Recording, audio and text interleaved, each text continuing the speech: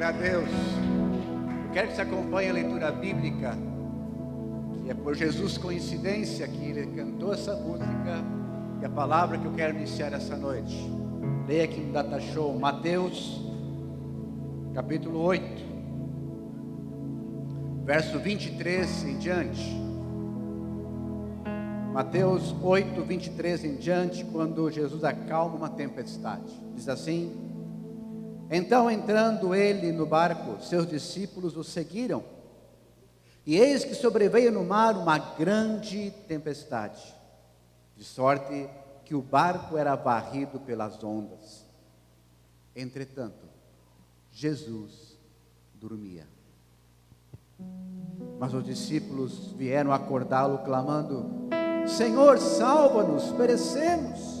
Perguntou-lhes então Jesus: por que sois tímidos, homens de pequena fé? E levantando-se, repreendeu os ventos e o mar, e fez-se grande bonança. E maravilharam-se os homens, dizendo: quem é este, que até os ventos e o mar lhe obedecem? Quantas vezes iniciamos uma jornada, uma caminhada, e tudo está bem, tudo está sobre o nosso controle. Nós gostamos quando as coisas estão dentro do nosso controle, como eu quero.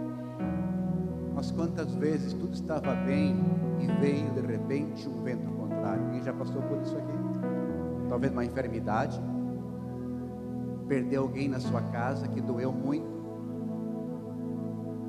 Você estava bem, tranquilo, tudo como você queria, como eu queria, mas de repente um vento veio. E quantas vezes nós somos como os discípulos? Jesus estava dormindo. Quantas vezes nós deixamos Jesus dormir? Quantas vezes nossa Bíblia está lá, talvez fechada, ou talvez aberta num texto bíblico, mas eu nunca busquei para deixar Jesus vivo na minha vida.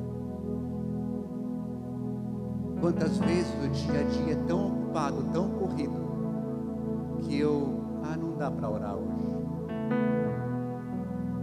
Eu não sei qual é o vento que cada um aqui está passando, mas tem alguém que sabe. Jesus de Nazaré, Ele sabe o que tu está passando. Então hoje precisamos nos humilhar e dizer: Senhor, perdoa-nos, porque quantas vezes deixamos tantas coisas vivas, mas o principal, o Espírito Santo, Jesus, depois eu falo com Ele. Damos os restos para Deus muitas vezes e queremos as bênçãos maiores dele. A palavra nos diz que o perfeito amor lança fora todo medo. Então nessa noite eu te convido a continuar adorando o Senhor.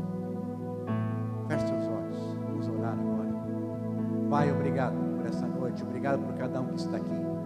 Obrigado, Senhor, porque o teu Espírito está aqui. Obrigado porque a tua presença está aqui. E obrigado porque podemos nessa noite entender que quantas vezes a tempestade veio, as lutas vieram, os povos se curvam, as bocas se abrem, as mãos se levantam para dizer que tu és o rei. Diga: Senhor, tu és o rei sobre a minha vida, meu casamento, minha para dizer família. que tu és o Senhor. Vai adorando, vai adorando, vai adorando. Os hinos se abalam, os povos se curvam, as bocas se abrem, as mãos se levantam para dizer que tu és o rei, para dizer que tu és o Senhor, para dizer que tu és o rei. Dizer que tu és o Senhor, o teu reino é sempre eterno, firmado em misericórdia, justiça e igualdade, bondade e fidelidade. A tua igreja te adora, a tua tua igreja te adora. Teu reino é sempre eterno, firmado em misericórdia, justiça e igualdade, bondade e fidelidade. A tua igreja te adora. A tua igreja te adora. A dizer que tu és o rei. A dizer que tu és o Senhor. A dizer que tu és o rei. A dizer que tu és o Senhor. Cante. Pra dizer que tu és o rei. Pra dizer que tu és o Senhor. Pra dizer que tu és o rei. Pra dizer que tu és o Senhor. Pra dizer que tu és o Rei Jesus. Pra dizer que tu és o Senhor. Teu reino é sempre eterno, firmado em misericórdia, justiça e igualdade, bondade e fidelidade. A tua igreja te adora. A tua igreja te adora. O teu reino é sempre eterno, firmado em misericórdia, justiça e igualdade, bondade e fidelidade. A tua igreja te adora. A tua igreja te adora. A tua igreja te adora. A tua igreja te adora. Aleluia. Glória a Deus. Antes de você sentar, olha para o lado. Diga a luz, por favor. Olha para o lado, olha para trás. Diga assim: não temas, o nosso Deus está vivo. Fala para alguém do teu lado isso. Não temas, o nosso Deus está vivo. Olha nos olhos. Diga isso. Para mais de uma pessoa, olha para o lado, olha para trás. Diga isso. Não temas. Nosso Deus está vivo. Aleluia. Aleluia, aleluia. Você pode sentar por um momento, por gentileza. Pastora Luísa, por gentileza.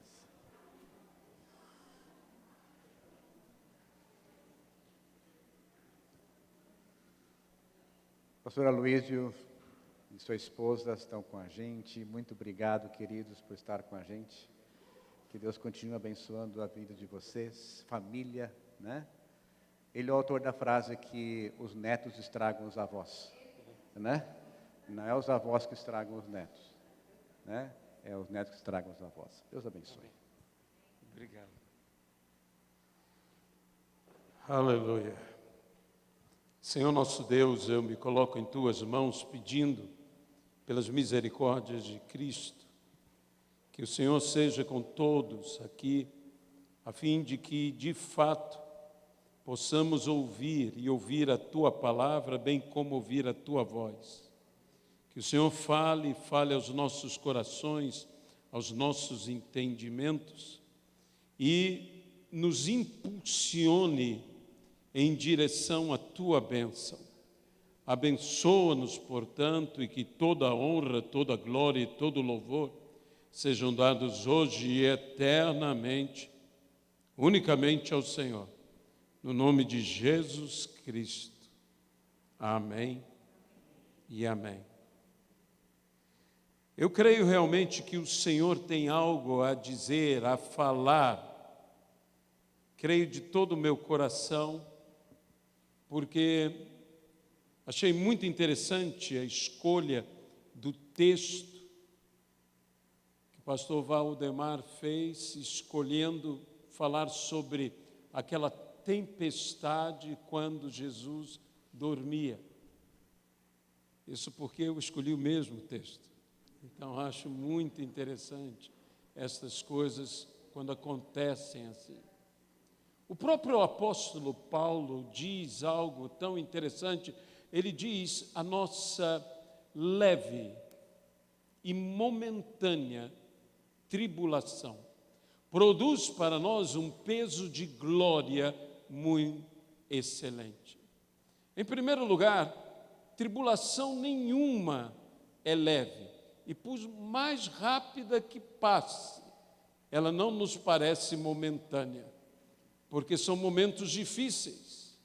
Mas o apóstolo Paulo fala desta forma e diz algo que é o ponto mais importante: produz. O problema não é a tribulação. Nós podemos passar por tribulação, mas as nossas tribulações são produtivas. Algo é produzido quando passamos por essa situação. A palavra grega que o apóstolo Paulo utilizou, inspirado pelo Espírito Santo, que é traduzida como tribulação, ela literalmente significa esmagamento, ou seja, ser esmagado por uma grande pedra. Muitas vezes, para que possamos ser produtivos, para que se produza algo a partir de nós, necessitamos ser esmagados. Eu não quero que você se preocupe, eu quero que você entenda que há um propósito de Deus. Veja, biblicamente, essa grande pedra que esmaga, que mói, que tritura, isso se chama tribulação. Se a uva não for esmagada, ela jamais produzirá o vinho. Igualmente, se a azeitona não for esmagada, ela jamais produzirá o azeite. Se o trigo não for esmagado, ele jamais produzirá a farinha, que por sua vez irá produzir o pão. De modo que o problema não é tribulação, o problema é o que nós estamos produzindo. Mas passamos por dificuldades, e foi citado aqui a tempestade. As tempestades da vida são terríveis. E talvez as piores tempestades que existam não sejam aquelas que todos veem, mas aquelas que as pessoas não veem e só você sente.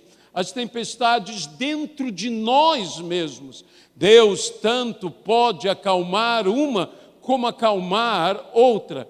Mas Paulo, experiente que foi, passou por uma tempestade, não no mar da Galileia, mas passou por uma tempestade no mar Egeu, quando atacado por um verdadeiro furacão, um tornado, um ciclone, atacou a embarcação do apóstolo Paulo.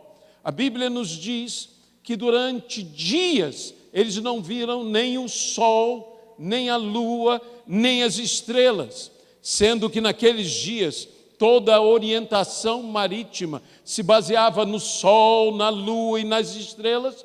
Eles passaram, além de tudo que estavam vivendo, uma desorientação total. Estavam desorientados. Quantas tempestades não nos tornam desorientados? E a Bíblia diz que tamanha foi a luta, que se foi toda a esperança de salvação. Foi nesse momento que o apóstolo Paulo se levantou. Como eu gosto disso. Paulo se levantou e pregou. Me vê um pouquinho.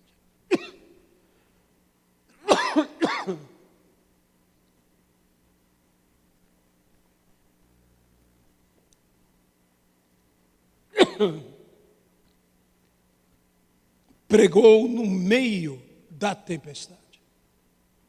Você já tentou pregar no meio de uma tempestade? Paulo teve que se equilibrar no meio de tempestades, e eu chamaria os pregadores da tempestade, que se levantam, que começam a pregar onde não existe mais esperança. Não era um púlpito como nós temos hoje em dia, não era um palanque como nós hoje em dia o temos, não era um lugar confortável em que todos estamos seguros, era um lugar esperando para uma grande destruição. E o apóstolo Paulo começa a dizer: não se preocupem. Ele teve que falar mais alto do que os trovões.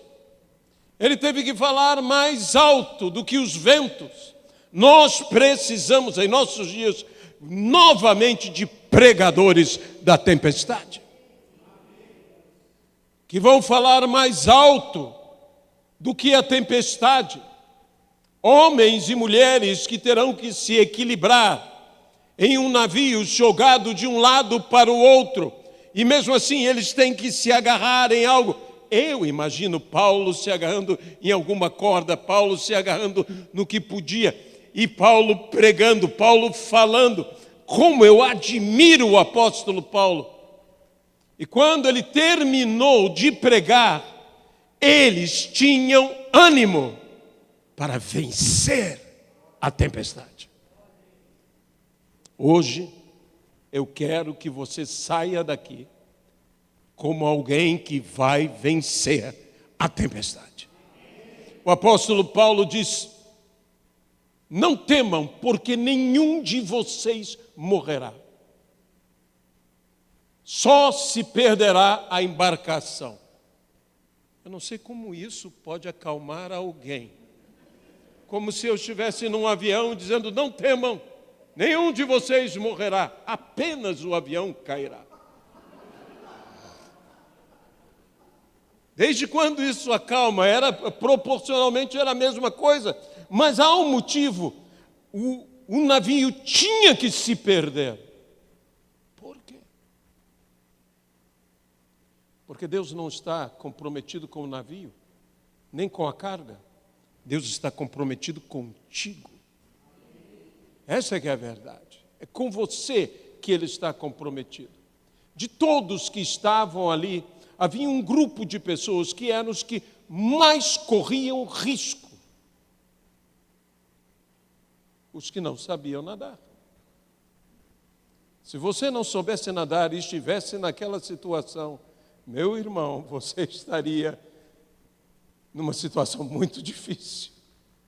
E Paulo, então, disse: quando o navio se romper, quando ele se quebrar, cada um busque um destroço, busque uma tábua, porque quando Deus destrói o navio, Ele sempre providencia para você, para mim, uma tábua de salvação.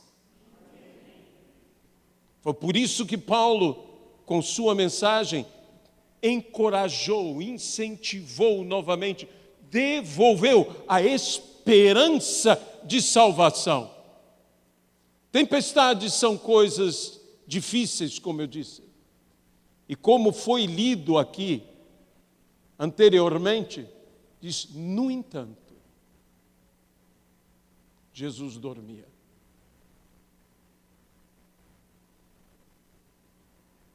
É interessante que o Senhor Jesus, na tempestade, dormia. E quando foi escolher os 12, a Bíblia diz que passou a noite em claro. Porque não são as circunstâncias que vão destruir a tua vida ou o teu ministério. É quem você escolhe para andar com você, que será bênção ou destruição na sua vida. E então Jesus teve muito mais cuidado e sofreu muito maior tensão do que na tempestade. No entanto, na tempestade ele dormia. E por que dormiu? Dormiu por vários motivos. A primeira coisa é que estava com sono. Pode parecer o óbvio do óbvio, mas a Bíblia diz, e em um dos evangelhos assim diz, que o levaram como ele estava. Jesus estava cansado, exausto. Tão exausto que uma tempestade não pôde acordá-lo. Tão exausto que os ventos não puderam acordá-lo. Tão exausto que as nuvens não puderam acordá-lo. Por mais carregadas que estivessem, por mais raios que aparecessem, nada disso acordou Jesus. Nem as ondas o acordaram. A água entrava dentro do barco e não o acordaram. Porque nada disso acorda o Senhor. A única coisa que acorda o Senhor é o grito dos seus discípulos: Senhor, salva-nos! E aí Jesus acorda. Não são os problemas, não são as dificuldades que acordam o Senhor, é você que acorda o Senhor, é a tua oração que acorda o Senhor. Levanta-te, Senhor, luta por nós. Oh, Senhor, nós merecemos, precisamos. Os discípulos fizeram o que eu faria, o que você faria. No meio daquela tempestade, eles começaram a gritar, mas não gritar com a tempestade, nem gritar uns com os outros. O grande problema da igreja é que a igreja começa a gritar uns com os outros, ou gritar com o mundo, gritar com a tempestade até. A tempestade não dá a mínima para nós, ela continua, tempestade como nunca. Mas quando Jesus se levanta, a tempestade, o Criador se levantou. E quando o Criador se levanta, meus irmãos, a criação se rende. Então, o que nós temos aqui é algo porque Jesus dormiu. Dormiu pelo mesmo motivo que Jesus orou, que Jesus pregou, que Jesus estudou a palavra, para que eu e você pudéssemos, ao imitá-lo, poder pregar a palavra, poder orar, como Jesus orava, como Jesus pregava. Tudo o que ele fez para dar exemplo para nós. E quando ele dormiu na tempestade, ele dormiu para que nós possamos aprender a dormir também. E não se dorme de qualquer jeito numa tempestade. O Evangelho de Marcos é bem claro dizendo que Jesus dormia, mas com a cabeça no travesseiro. Tem gente que até dorme na tempestade, mas com a cabeça em outro lugar. Você tem que aprender a dormir com a cabeça no lugar certo. Porque senão, você poderá se ferir. Jesus dormiu e dormiu com a cabeça no travesseiro. E a Bíblia diz que todo aquele que está aflito deve consultar o travesseiro. Se há aflições, se há perturbações, se há tempestades na nossa vida, nós temos que aprender a colocar a cabeça no travesseiro. Por que Jesus dormia? Para que nós também possamos dormir. O que é aflição e perturbação para os outros é descanso para nós. Nós temos que aprender a descansar. E como você consegue descansar? Quando você tem confiança. Sabe, uma das coisas que me chama a atenção é que Jesus dorme. E dorme por quê? Porque Pedro, porque João, porque Tiago, porque André, porque todos os outros estavam cuidando do navio. E Jesus pode descansar porque Ele confia em mim, confia em você, confia em cada um de nós. Eu tenho dito que o que me espanta em relação à fé, não é a fé, por maior que seja, que eu e você tenhamos em Deus. O que me espanta é a fé que Deus tem em nós. Como Deus consegue crer em mim? Eu não entendo isto. Eu disse, Senhor, eu não confiaria isto a mim, mas Deus assim o faz, e Deus faz assim com todos nós. Mas existe um porquê do Senhor permitir tamanha tempestade. Sabe, tempestades são interessantes. Tempestades nos provam. Elas nos provam. Há um ditado da Marinha inglesa que diz que mares tranquilos não fazem bons marinheiros. São mares revoltos que fazem bons marinheiros. E nós temos que entender que Deus nos permite passar por essas coisas para sermos provados, mas não só para sermos provados, porque tempestades trazem uma coisa interessantíssima. Tempestades revelam Jesus Cristo. Na primeira tempestade que os discípulos passaram, a pergunta é: quem é este? Que até o vento e o mar lhe obedecem. Eles tiveram uma revelação da pessoa de Jesus. Na segunda tempestade, aquela que Jesus andou sobre as águas e foi até os seus discípulos, a Bíblia nos diz que eles assim falaram: verdadeiramente este é o Filho de Deus. Se uma tempestade não revelar e se você não souber quem é Jesus na primeira, saiba do seguinte: vem a segunda. Até que você saiba quem é Jesus. E quando você souber quem é Jesus, interessante que nunca mais houve tempestade. Pelo menos que esteja relatado, nunca mais. Tantas coisas acontecem, Deus confia em nós. E Deus se confia a nós. Quando nós fazemos qualquer viagem, eu já tive algumas situações difíceis de viagem, inclusive de voos internacionais. Há uma época nos Estados Unidos que eles são assolados por furacões, por tufões, por coisas como essa. Eu estava viajando de Orlando, na Flórida, para Houston, no Texas, e estava com minha tia Thelma.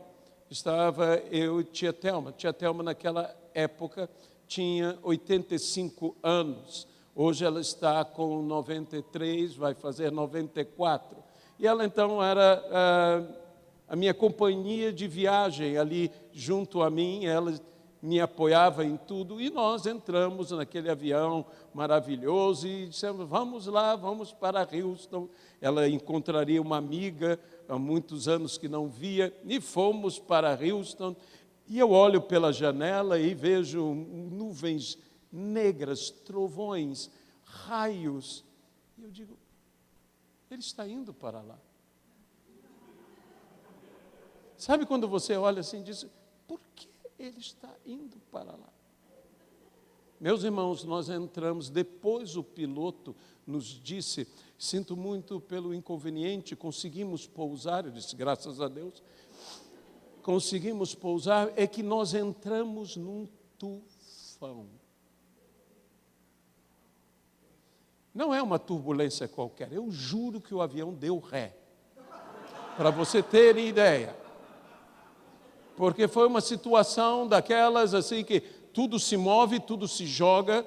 E eu aprendi com um piloto uma vez que ele disse: olha, pastor, a melhor coisa que se faz é o seguinte: relaxa. E me diz, como é que você relaxa? Porque toda vez que você tenso, como as pessoas agarram a poltrona na frente ou se segura, me diz uma coisa: por que a gente segura no braço da cadeira? Se cair não adianta nada, mas a gente agarra aquilo assim como se você estivesse puxando o avião para cima.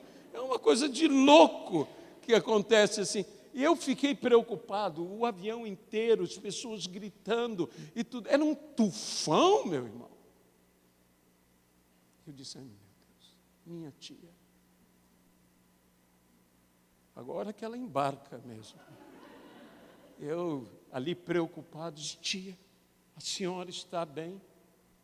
E ela virou para mim, eu já vivi 85 anos. O problema é todo teu. Eu falei, o pior é que é verdade. O problema era todo meu, todo meu. Então, você sabe muito bem como nós fazemos, principalmente nós pentecostais, nós começamos a orar, a repreender. Você, naquela hora, você diz, eu tenho a mesma autoridade. Vento! Aquieta-te! O problema é que o vento muitas vezes diz, a Jesus eu conheço, e você, quem é? Então nós temos que tomar medidas quanto a isso. Tempestades, nós passamos por essas situações. Eu me lembro de ter viajado com um amigo, que o avião era tão velho, que Santos Dumont usou.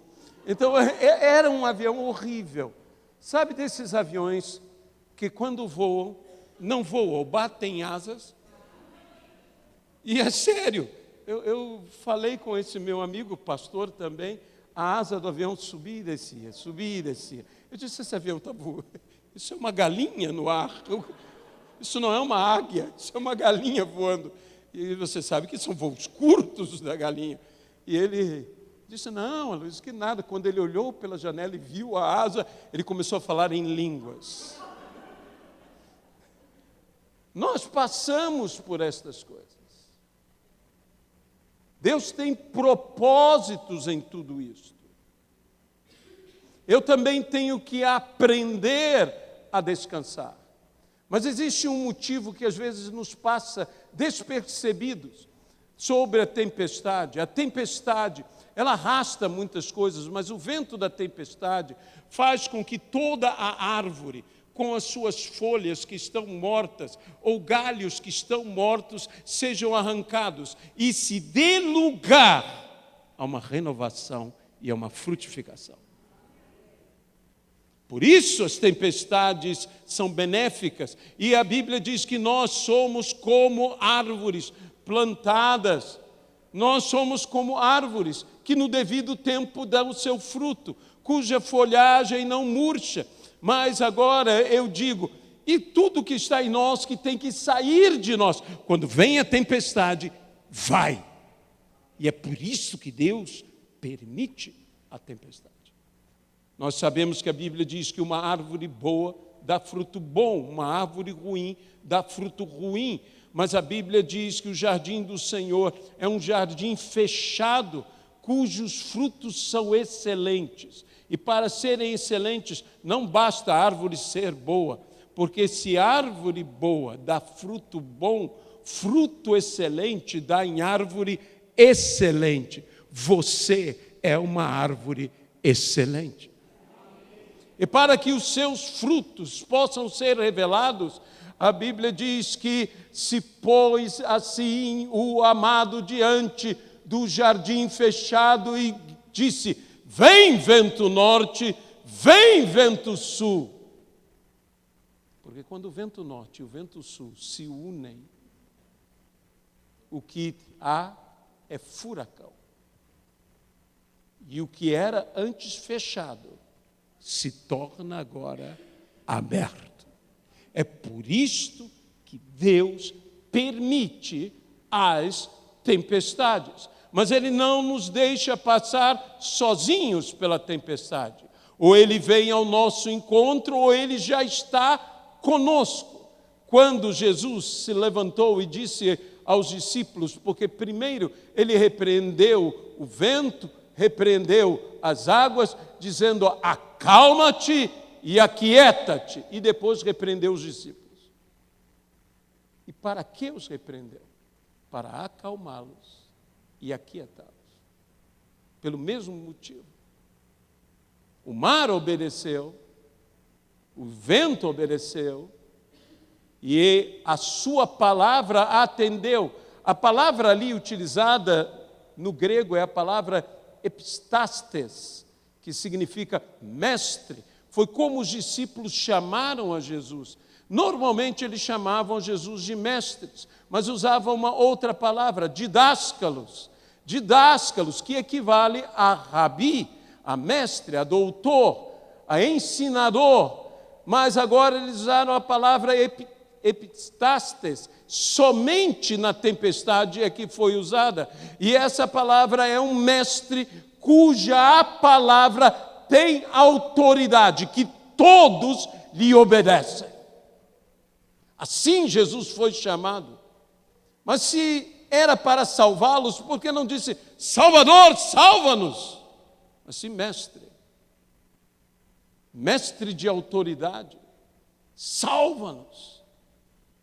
Tu tens as palavras, como disse Pedro, de vida eterna. E aquelas palavras, quando faladas ao vento, quando faladas às águas, acalmaram tanto o vento e a água, e disse, e houve, como o texto que o pastor recém leu, grande bonança. Note, não calmaria, mas bonança é diferente. Há uma grande diferença entre bonança e calmaria. Calmaria é água sem vento. E sabe qual é o grande perigo da calmaria? É que você não chega em lugar nenhum.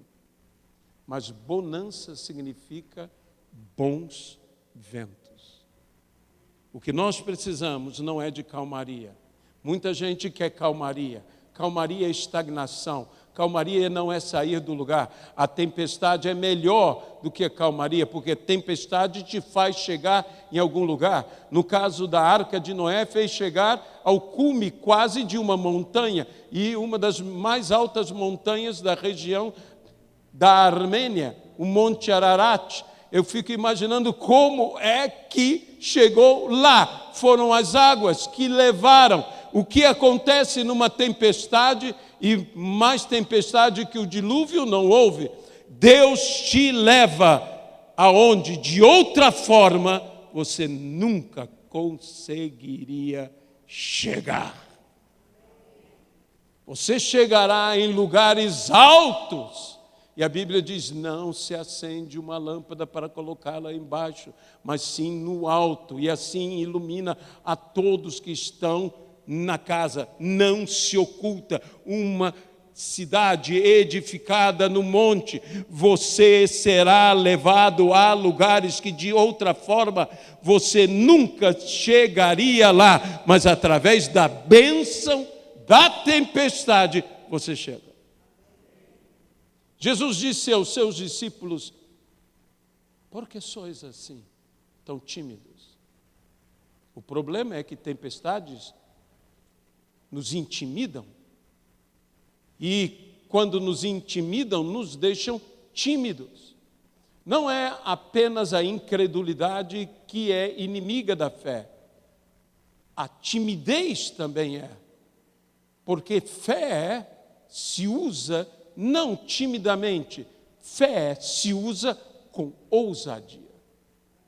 Então era necessário deles ousadia. E Deus nos deixa ali para que se manifeste em nós ousadia.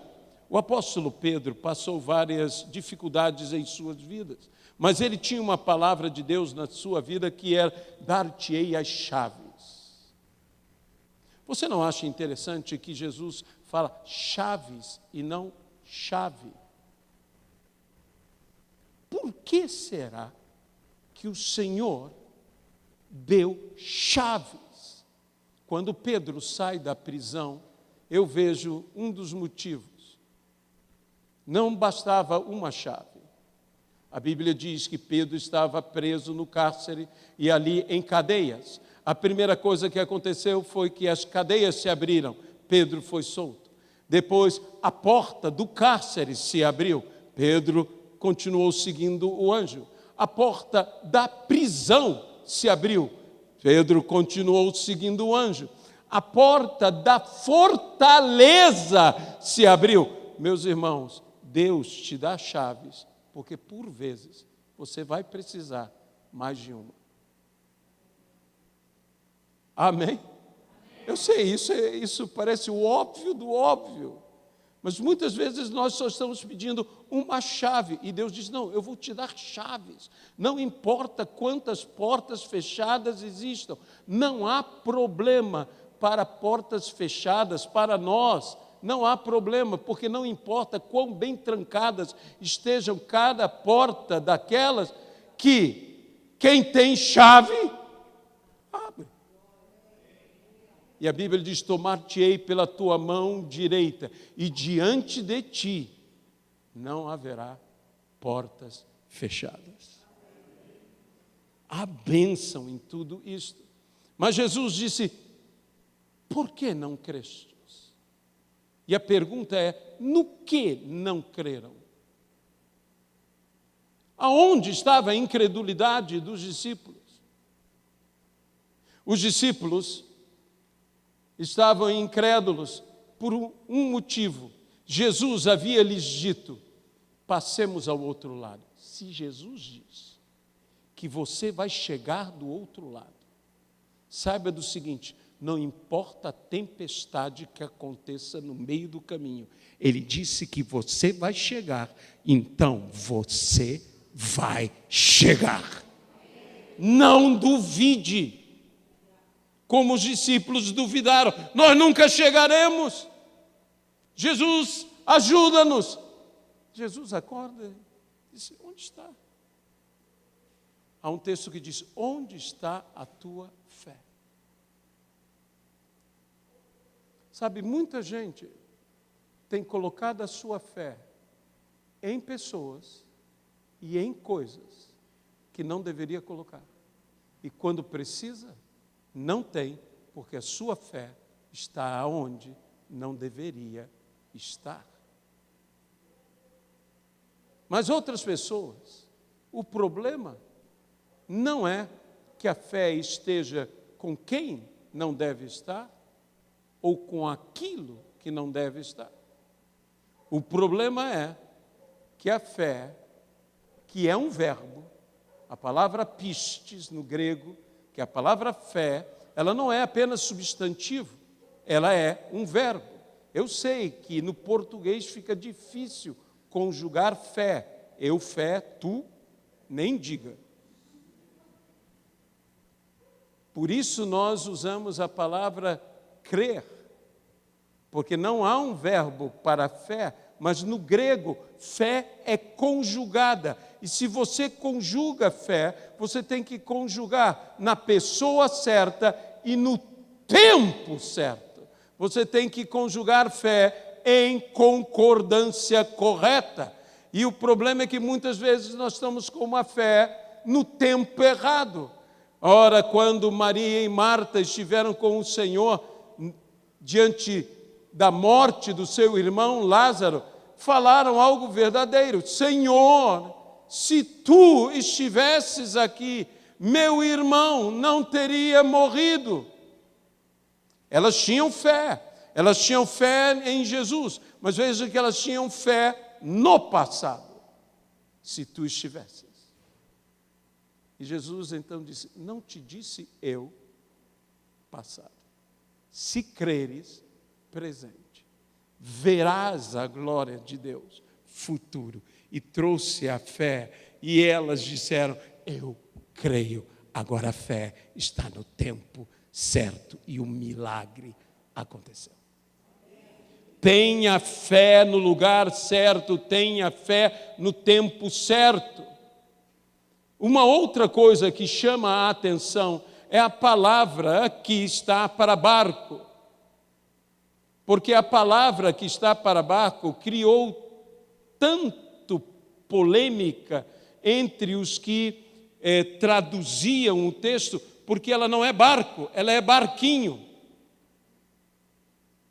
E como barquinho, se estava Jesus dormindo, se estava todos os discípulos, e a Bíblia diz que ainda havia outros barcos que os seguiam. Então, por que barquinho? Porque diante da tempestade, o nosso barco fica menor. Você nunca se sentiu menor? Você nunca sentiu os seus recursos? Você nunca sentiu as coisas pequenas diante do desafio? Como os discípulos, no dia da multiplicação dos pães, Jesus disse: o que vocês têm? Sabe, os discípulos estavam muito preocupados com o que eles não tinham. Não temos pão, não temos dinheiro, não temos aonde comprar, era tudo o que não tinha. Jesus não está interessado no que você não tem. Jesus só precisa do que você tem. Jesus finalmente disse a eles: o que você tem? Disse que eram 5.000 homens, fora mulheres e crianças. E eles disseram: está aí um rapaz, um menino. Como eu gosto disso, que é um menino. Sabe por quê? Porque a solução veio de alguém que contribuiu, e esse alguém não era nem contado. Às vezes a solução vem dos desprezados, dos esquecidos. Se você é desprezado, se você é esquecido, saiba do seguinte: o que você tem, Deus fará a partir disso um grande milagre para atender a multidões. Multidões. E é isso que muitas vezes nós não percebemos. Mas eu quero agora ler o texto. Porque como o pastor Valdemar se adiantou e roubou o texto, eu agora quero ler um texto paralelo. Venha comigo ao Evangelho de Marcos. Marcos, capítulo de número 4, o final do mesmo capítulo, a partir do versículo 35. Naquele dia, sendo já tarde, disse-lhe Jesus: passemos para outra margem. E eles, despedindo a multidão, o levaram assim como estava, no barco, e outros barcos o seguiam. Ora, levantou-se grande temporal de vento, e as ondas se arremessaram contra o barco, de modo que o mesmo já estava a encher-se de água. E Jesus estava na popa, dormindo sobre um travesseiro. Eles o despertaram e lhe disseram: mestre, não te importa que pereçamos? E ele, despertando, repreendeu o vento e disse ao mar: acalma-te, emudece. E o vento se aquietou e fez-se grande bonança. Então lhes disse: por que sois assim tão tímidos? Como é que não tendes fé? E eles, possuídos de grande temor, diziam uns aos outros: quem é este que até o vento e o mar lhe obedecem? Perceba um detalhe: Marcos é extraordinário. Marcos é sucinto, mas dá detalhes. Ele é o único evangelho que diz o que nós já falamos, que Jesus estava dormindo sobre um travesseiro. Espero que tenha sido grande o travesseiro. Mas Marcos chama a atenção para outra coisa: aonde Jesus dormia? Na parte de trás do barco. Jesus dormia na popa. Quando você lê os evangelhos, há uma dinâmica. A língua grega é uma língua extremamente dinâmica.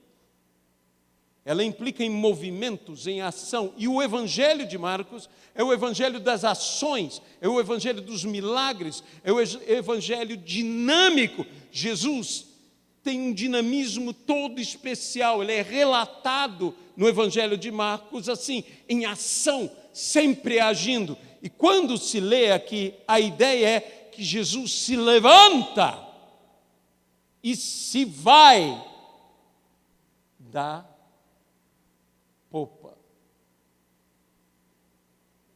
Para onde ele vai? Ele vai para a proa.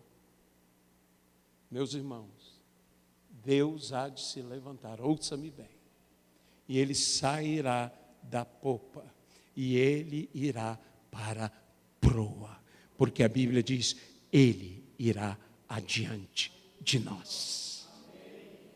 Ele irá para frente, ele se colocará.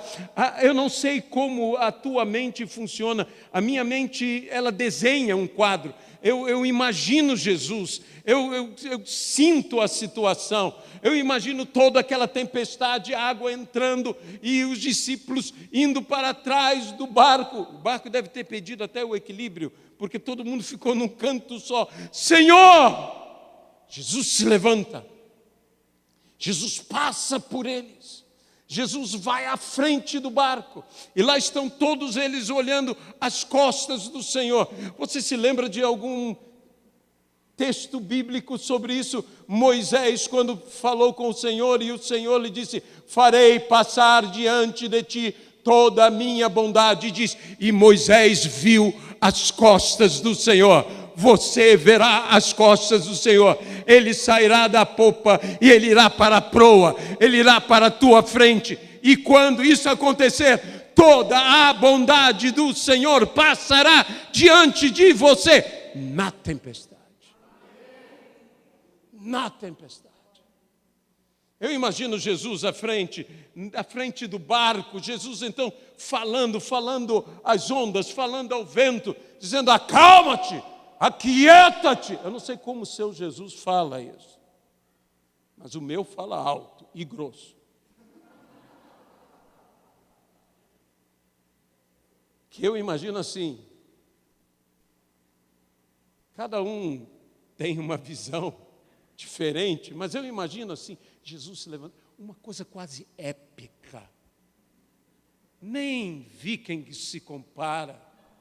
Jesus ali no meio da tempestade, água contra o barco, o pequeno barco jogado de um lado para o outro. Assim é a nossa vida, assim é onde estamos, assim às vezes é o nosso ministério. Talvez você esteja abalado, talvez você esteja preocupado, mas o Senhor está se levantando, o Senhor está saindo de trás e indo à frente, e quando Ele toma a frente, as coisas vão resolver. Porque Ele está tomando a frente. E você está vendo as costas dEle. E a palavra dEle ali está se manifestando, Ele está gritando. E você ali dá conta de uma coisa: Ele me chamou para que eu seja um vencedor, que eu seja mais que um vencedor, para que eu triunfe também sobre a tempestade, para que eu não tema de forma nenhuma a tempestade. Não temerei a tempestade, não temerei a tormenta, porque tu estás comigo. É o que o salmista diz: não temo más notícias, não temo se estourar contra mim a guerra. Não é ameaça, é verdade, estourou a guerra contra mim. Não tema. Por quê? Porque caiam 1000 ao teu lado e 10.000 à tua direita, tu não serás atingido.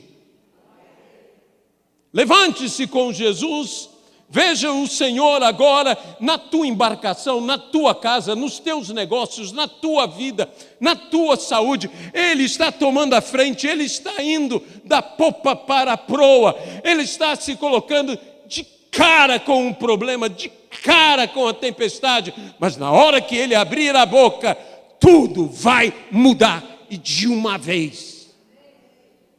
De uma vez. Tudo vai mudar, porque Ele se coloca ali à frente. Como eu amo essa figura de Jesus ali à frente. Eu penso que realmente há um propósito de terem escrito que Jesus estava na popa. Ele sai de trás, mas Ele passa à frente. Protetores saem de trás e passam à frente. Quando Davi é citado como rei, diz: te tirei de trás e te coloquei na frente. Quando Jacó enfrenta o anjo, e que o anjo quebra. E eu tenho aprendido uma coisa: quando Deus quer usar um homem, a primeira coisa que Deus faz, quebra ele, depois conserta, aí usa. E tem muita gente que diz assim: Senhor, por quê? Por quê? Porque você precisa de reparo. E para te reparar, eu primeiro tenho que te quebrar. E aí te conserto. A Bíblia diz, ele faz a ferida e ele ata a ferida. Mas quem faz é ele. Às vezes, meu irmão, quem está te quebrando não é a tempestade, não é o diabo, é Deus. É Deus. Mas ele vai te consertar. E a Bíblia diz então que Jacó atravessou novamente aquele vale e mancava de uma das pernas. Ele não só mancava, porque quando Deus te toca, uma coisa acontece: nunca mais você anda como você andou antes. Muda a tua forma de andar para sempre. E o que me chama a atenção é que diz, e passou à frente de todos. Quando ele estava limitado, ele passou à frente de todos. Ele não podia talvez correr como antes, mas ele podia passar à frente. E ele passou à frente de todos, porque agora ele não se escondia atrás. Porque quando Deus te toca, você sai de trás e vai para frente, para defender a todos. Foi o que Jacó fez. É o que nós temos que fazer. Às vezes nós estamos intimidados atrás, esses dias nós estamos falando de transformar cordeiros em leões. Você está lá atrás, temendo, tremendo, apavorado, mas Deus te fará ser poderoso e com Ele você irá à frente e o seguirá. Eu imagino assim, eu gosto de imaginar assim, Jesus se levantando e dizendo, vem comigo. Essa palavra que nós lemos na Bíblia, vem e segue-me. No grego, ela tem uma ideia de um desafio. Ela não é simplesmente um convite. Você gostaria de andar comigo? Ela é um desafio. Vem e segue-me. Lembre-se que é tão desafiante seguir a Jesus que disse o Senhor, negue-se a si mesmo, tome a sua cruz, e então siga-me. É quase como se Jesus dissesse, segue-me, se é que podes. Venha. O Senhor está te chamando nessa noite, o Senhor está dizendo a você, venha me seguir. Nós temos tempestades para acalmar, nós temos que vencer tempestades, nós temos que nos tornar, à semelhança do apóstolo Paulo, os pregadores da tempestade. Nós temos que conseguir falar no ambiente que ninguém mais consegue falar, onde não há esperança, onde não há esperança de salvação. Você trará pela pregação da palavra uma nova esperança de salvação para todos que estão desesperançados. Ele está se levantando nessa noite. O Senhor Jesus está se levantando. O Senhor está saindo da popa. Ele está indo à proa. O Senhor está indo à frente. Saiba do seguinte, tudo vai mudar. Por quê? Porque Ele se levantou. Quando Jesus se levanta, tudo é mudado. Sabe? Quando Jesus ressuscitou, e com isso eu termino, houve um grande tremor. Mas a Bíblia diz que a grande pedra, que de acordo com os pais da igreja, era uma pedra tão grande, tão pesada, que era necessário aproximadamente 20 homens para movê-la. 20 homens. E 3 mulheres foram ao túmulo dizendo, quem moverá? E uma das coisas que é interessante sobre essas heroínas de fé é que elas, mesmo sabendo que não tinham ninguém, e elas mesmas não podiam fazer, e que havia algo impossível de se resolver, que era mover a pedra, assim mesmo elas foram. E tem gente que quando vê o primeiro obstáculo diz, não adianta, vamos voltar. Elas foram, e chegando lá, viram a pedra removida, e removida Por quem? Por um anjo, que o aspecto dele era como um relâmpago. O anjo chegou e moveu a pedra. A Bíblia diz que a lançou. E o que eu mais gosto nesse anjo é da ousadia dele. E ele senta em cima da pedra. Tipo assim, tirei e ninguém põe no lugar, porque eu tirei. Se você vier, você vai ter um problema com esse anjo que tem um aspecto de relâmpago e ele rapidamente soluciona as coisas. E a pergunta é, por que a pedra tinha que ser tirada? A maior parte de nós diz para Jesus sair. Mas se você lembrar das narrativas em Atos dos Apóstolos, diz, estando todos trancados, Jesus entrou. Jesus não precisa que ninguém lhe abra porta, nem tire a pedra para ele sair. Então, por que foi tirada? Não era para Jesus sair. Era para eu e você entrarmos. A Bíblia diz que elas perguntaram, quem nos moverá a pedra? A Bíblia diz que João e Pedro correram até o túmulo. E a Bíblia diz que eles entraram. Deus está movendo tudo o que é um impedimento de você entrar no ambiente da ressurreição. No ambiente sobrenatural. Deus moverá pedras que não podem ser movidas. E há um motivo. Quando Jacó chegou junto ao famoso poço, a Bíblia diz que havia uma pedra fechando aquele poço. E Jacó disse, por quê? Não podemos movê-la até que todos cheguem. Há algo para você. Há algo para todos nós que foi guardado, que está sendo esperado. E quando todos chegamos, como aquelas 3 mulheres, veremos que a pedra foi removida. Todos vão participar. Isso não é um milagre para um e para outro, não.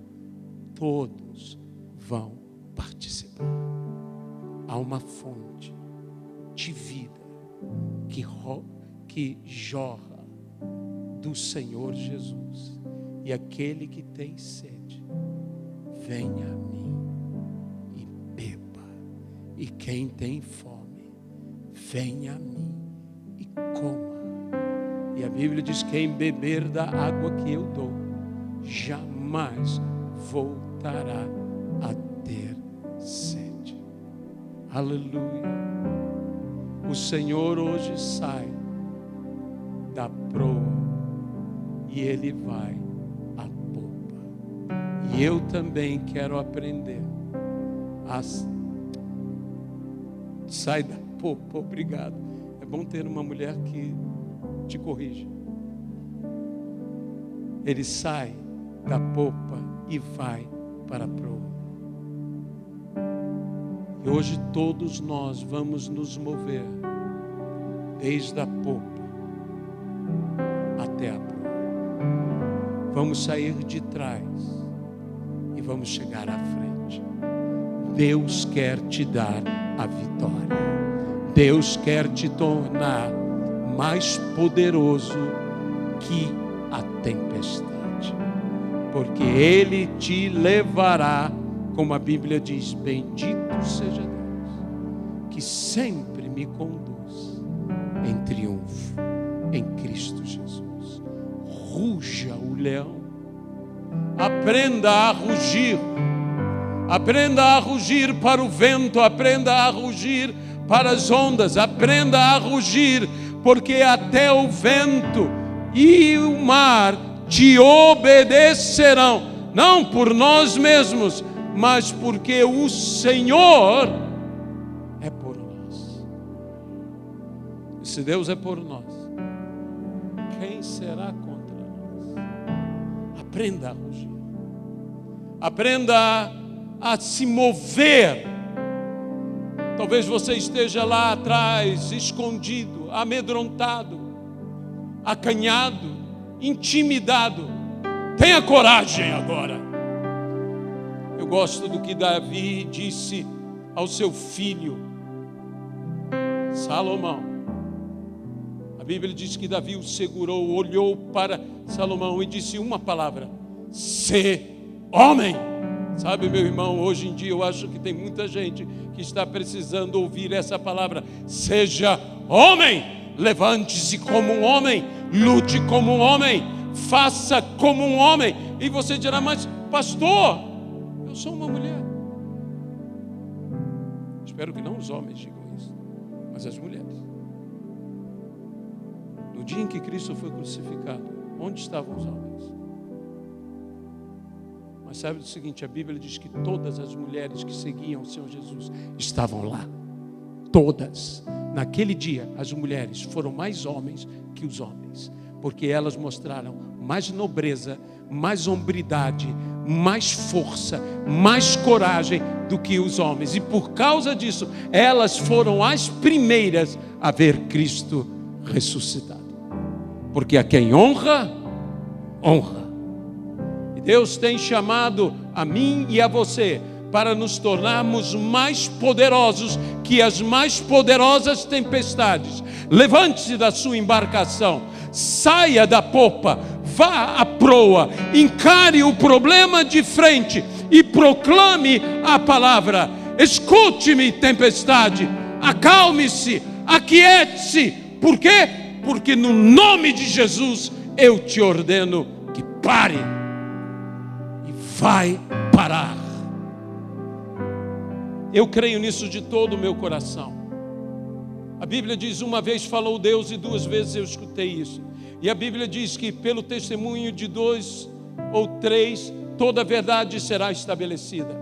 Estranhamente aqui, sem conversarmos um com o outro, ele escolheu o mesmo texto, ele escolheu a mesma passagem, ele falou as mesmas coisas, e eu vim apenas para confirmar a palavra que o pastor já disse.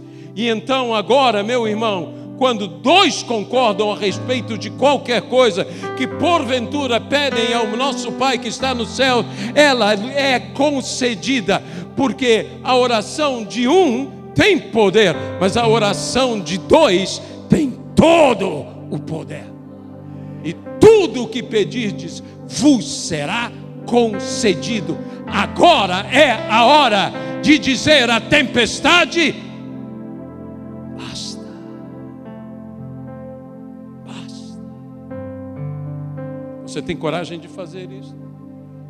Eu não sei qual é a tempestade na tua vida. Ela pode ser uma tempestade econômica, ela pode ser uma tempestade espiritual, ela pode ser uma tempestade emocional, ela pode ser uma tempestade familiar, ela pode ser vários tipos de tempestades, mas elas estão te perturbando, a água está entrando no barco, há um desespero de gente acostumada a enfrentar dificuldades, como os pescadores, eles estavam acostumados a um desespero, mas agora você vai se levantar, agora você é corpo de Cristo, o corpo de Cristo se levantou, saiu de trás, foi à frente, corpo de Jesus, igreja de Cristo, saia da popa, vá à proa, vá à frente. Por quê? Porque você é corpo de Cristo. E a tempestade, quando vir o corpo do Senhor, o corpo de Jesus, e ouvir a voz do corpo, ela vai. Posso convidar a você a sair da sua popa e vir agora a proa. Erga sua mão para os céus, erga sua mão para a tempestade. Há pessoas que estão há muito tempo na tempestade, elas já estão desorientadas, desnorteadas, porque não veem mais para onde vão, nem de onde vêm, mas o Senhor agora é contigo. Ele diz: ninguém perecerá. O Deus que tem cuidado com um fio de cabelo, terá cuidado com tudo. No nome de Jesus Cristo, Pai, eu ministro a esta igreja, eu ministro a todas as pessoas aqui. Senhor, agora no poder do Senhor, nós dizemos às tempestades: chega, basta, acalma-te, aquieta-te. E o que antes era vento contrário, agora será vento favorável, será vento a nosso favor, será bonança para nós. E nós vamos chegar aonde Deus disse que nós vamos chegar. No nome de Jesus Cristo. Amém e amém. Amém? Glorifique ao Senhor.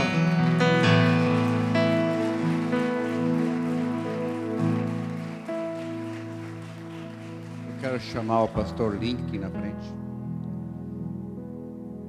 Amados, o pastor Link vai conduzir agora esse momento final. Quando eu convidei o pastor Aloysio, faz muito tempo que nós gostamos de tê-lo conosco. No passado, já queria tê-lo conosco, não deu. Eu pedi para ele trazer um tema. E ele falou assim: eu estou mais acostumado a que me deem o tema. Eu falei assim: não, pastor, eu não vou dar tema. Por gentileza, o senhor poderia trazer um tema para nós? Ele pediu uns dias para orar. Aí ele trouxe esse tema para a gente. Enquanto estava sentado ali, o senhor me fez lembrar algo que aconteceu essa semana. Parece bobo, mas a mim não foi bobo. Eu abri o celular e veio o anúncio de um recal num carro. Não estou procurando carro na internet, nada. Veio o anúncio de um recal. Até tal data tem que ir para dar um recal no carro. Fechei o celular, quando eu abri, sumiu aquilo. E o Senhor falou aqui para mim: eu preciso fazer um recal em você. As tempestades, de vez em quando, abalam a gente.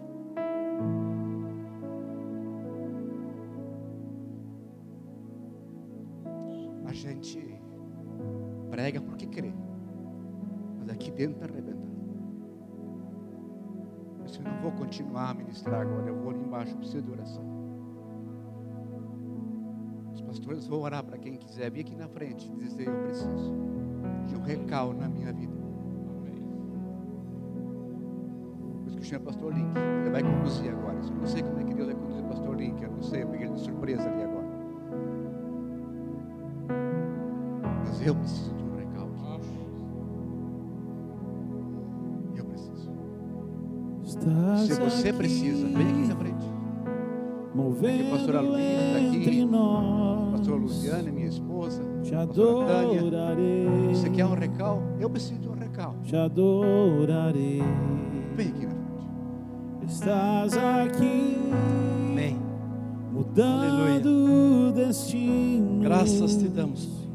Te adorarei. Te louvamos, Senhor, por essa palavra abençoada que recebemos esta noite.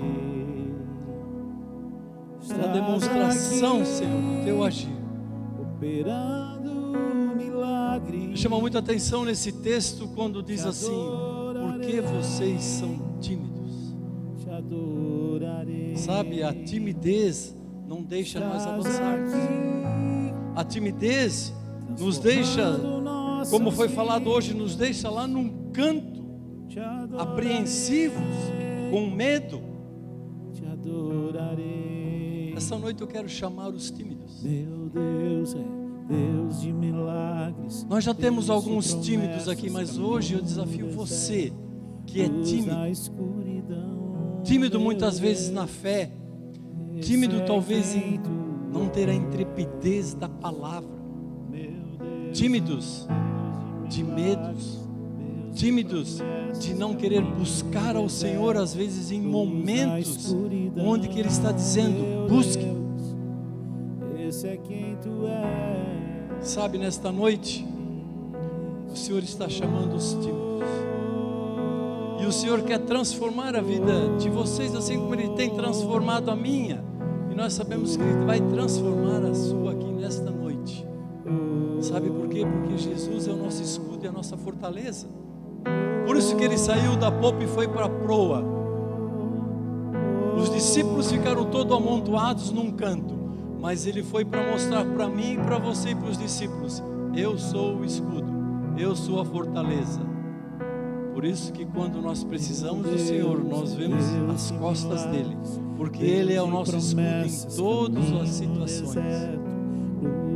Por isso nesta noite, nós queremos louvar e agradecer pela vida de cada um.